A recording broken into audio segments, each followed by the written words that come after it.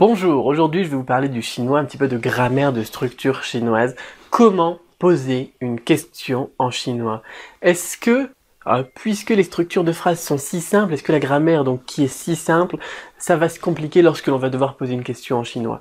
Est-ce que, par exemple, on n'a qu'une seule possibilité? Souvent les gens me disent il suffit de rajouter un ma à la fin de la phrase, donc affirmative, oui et non. On a trois possibilités en fait donc pour poser une question en chinois. Je vais les évoquer avec vous aujourd'hui, donc toutes les trois.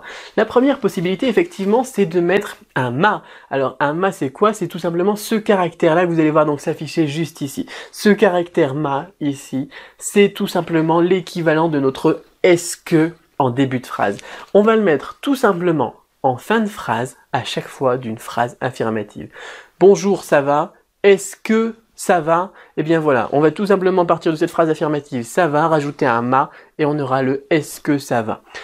Par exemple, aujourd'hui je vais au cinéma, eh bien on rajoute un ma à la fin, ça va être est-ce que aujourd'hui je vais au cinéma. Alors généralement on se pose pas la question à soi-même, mais on peut dire est-ce que aujourd'hui tu vas au cinéma, on rajoute tout simplement un ma à la fin de la phrase, c'est aussi simple que ça. Voilà comment est-ce qu'on dit le est-ce que, comment est-ce qu'on pose une question en chinois. On n'a pas besoin d'inverser les verbes, on n'a pas besoin de rien faire du tout, on rajoute juste le ma à la fin de la phrase affirmative et c'est tout. Deuxième possibilité pour poser une question en chinois, c'est d'utiliser tout simplement un pronom interrogatif. Où est-ce qu'on va placer ce pronom interrogatif? Comment l'utiliser? Par exemple, on a un qui, eh bien on va le mettre à la place de la phrase affirmative qui sera la réponse. Par exemple, on va dire « ceci est mon père », eh bien comment est-ce qu'on va poser la question en chinois? On va dire « ceci est qui » avec le caractère « shay ». Voilà donc un premier exemple. On pourra aussi utiliser bien évidemment d'autres pronoms. Combien, comment, quoi, quel âge par exemple, ou quelle longueur, ou n'importe quoi. Donc tout ça, c'est qui, que, quoi, où, comment, tous ces pronoms interrogatifs. Je vais vous les lister là aussi encore juste après, donc à la fin de cette vidéo. Donc ça c'est la deuxième possibilité. Première possibilité, le est-ce que avec le ma. Deuxième possibilité, utiliser un pronom interrogatif. On a une troisième possibilité qui est vraiment propre au chinois, mais on va trouver un équivalent français, vous allez voir tout de suite. C'est de doubler le verbe. Par exemple, 我是法国人，你是法国人， tu es français. On a tu, être français, tout simplement.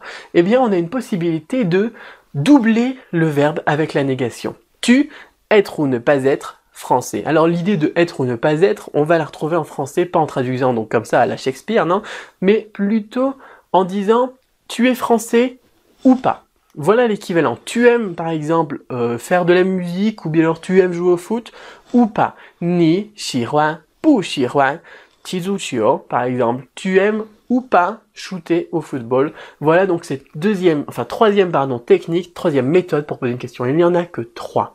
Et ces trois-là, on vient de les évoquer. Alors, je vous ai fait un petit résumé de ce point de grammaire pour poser une question en chinois, juste en dessous de cette vidéo, dans une fiche PDF. Comment poser une question en chinois? Quels sont les pronoms interrogatifs?